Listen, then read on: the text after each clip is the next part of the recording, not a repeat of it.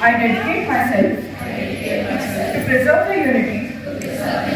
integrity and security of the nation